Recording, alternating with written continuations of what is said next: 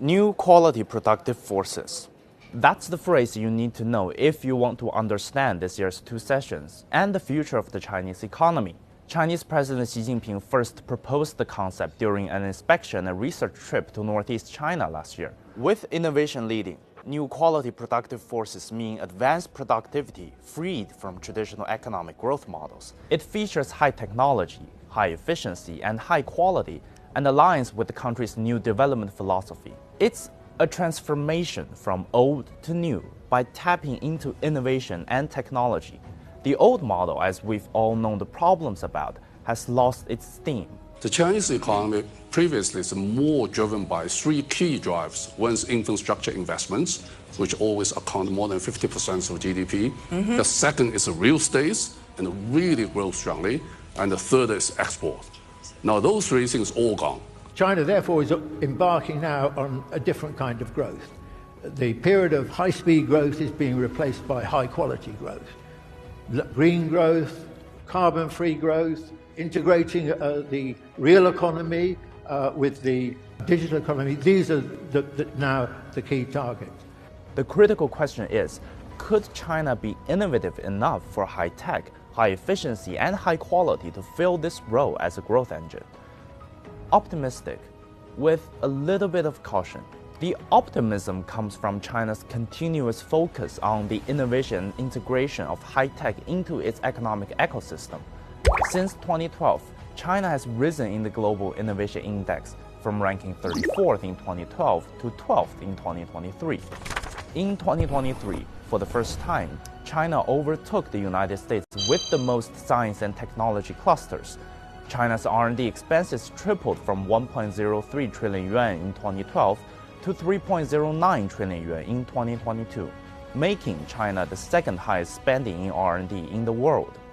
China's R&D personnel, number of high-tech companies, and high-tech zones have all grown significantly.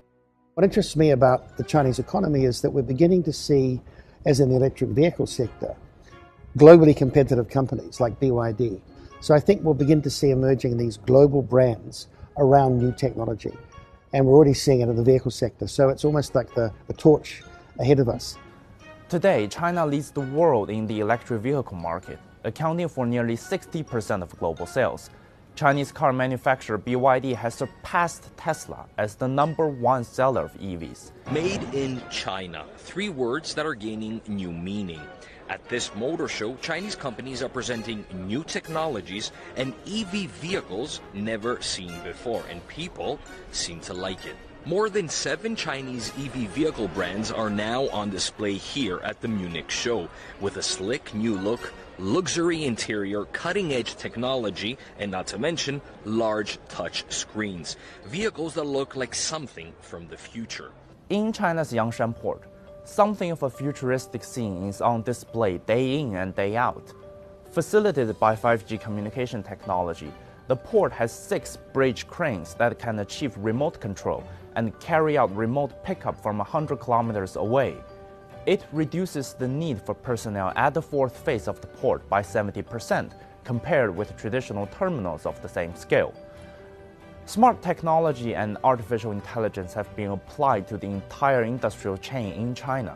Anything that needs to be manufactured that includes any sort of tangible product will certainly not only benefit, but again, be transformed by smart manufacturing. This can span industries from consumer goods like hire, heavy manufacturing like Sany, of course, companies like Huawei, and even foreign companies like Siemens operating in China are getting on this smart manufacturing trend. I could go on and on with examples, but we cannot talk honestly about this without talking about some of the challenges. The new quality productive forces is a new concept, by which it means China is still at an early stage, figuring out the specifics of this transformation. And since it is innovation tech-driven, we cannot get around the elephant in the room: time.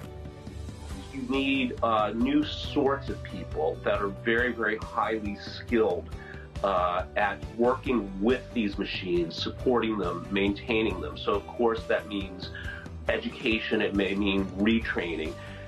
It's a matter of pace.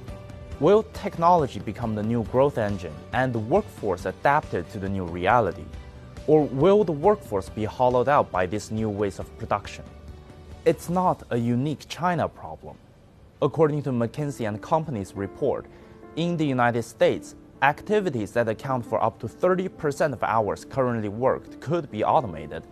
22% of US workers are saying that they worry about their jobs being replaced by technology.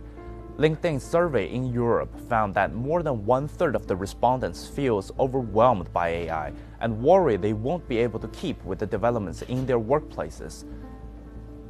The reality is that a wave of tech and innovation-led transformation is coming, or have already come really, in China and across the world. How each country chooses to deal with it will be up to each government. That's the thing I suggest to watch during this year's 2 sessions.